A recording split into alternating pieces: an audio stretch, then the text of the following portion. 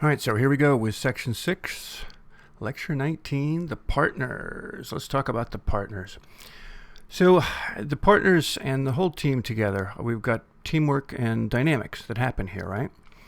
So during the interviews, the partners are going to be the people initially taking notes on the interview blueprint while the primary interviewer is working. Remember, as we showed in the primary interviewer, that person is not taking notes. That person is the person's job is to build rapport with the user. The partners are taking the notes now, and then they're going to ask their follow-up questions to clarify any important points, and also, as we showed earlier, this might evolve into a group discussion, and that's cool at this point. But let's always keep in mind that as a partner, if you're not the primary interviewer, you're going to take the best notes you can, and then you're going to get your chance to ask clarifying questions. You're never going to jump in and start asking questions. You're never going to jump in and try to provide any kind of solutions at this point. This is not solution. This is trying to figure out the best way to identify what and define what the problem actually is. All right, so after the interviews then, you're going to be working with the team led by the facilitator in a design thinking session to get all the interview answers up on the wall and then consolidate down to a master blueprint for that particular user or that user type. Okay, if it's the stakeholder, there's just going to be one user. But if we've interviewed a group of users, then that's going to be a user type. That's going to be the primary role that we're going to be creating this master blueprint for. So when we have multiple interviews per user role, right, each team partner will work individually first to consolidate their multiple blueprints down to one master for that user role. And that's just for them. And then we're going to do the design thinking after that.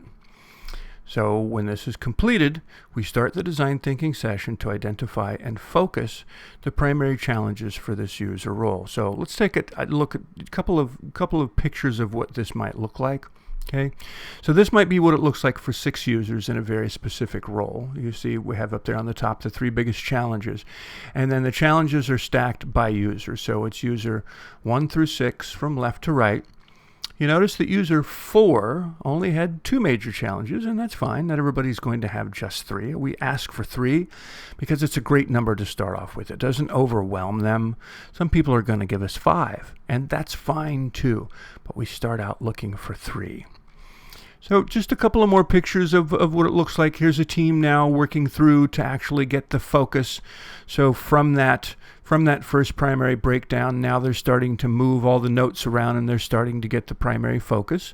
We're building a mind map in essence here on the wall. It's essentially what we're doing. If we can do this on whiteboards, whiteboards are really cool as opposed to just a white wall or a window. Sometimes we'll do this on a window depending on the room.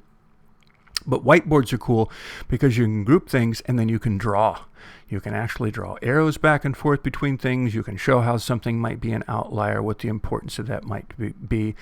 So consider that when you start doing this. If you can get into a room with a whiteboard, that is fantastic.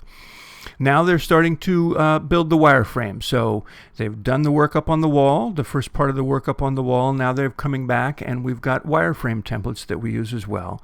So now each member of the team is still individually working on their ideas for what a great wireframe might be. Then they're all going to get together and they're going to determine if they need to put a couple of things together.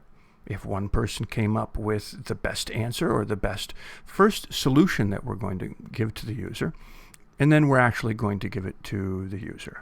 So this is our primary interviewer actually going through this with the user. It doesn't have to be the primary interviewer who is presenting this. It can be anyone on the team who feels confident enough in what this solution that we're providing is that they can actually tell the story. And at this point, the user is going to have a couple of different reactions, either, wow, this is fantastic, or, wow, this is fantastic, and now that I see it, I realize that I don't really need that particular chart there. If you would give me this kind of a chart there with this content, that would actually be better for the overall picture for me. Can you do that? Of course, we'll go back and we'll wireframe that. We'll bring it back to you again. All right, so that's it for this course. This has been great.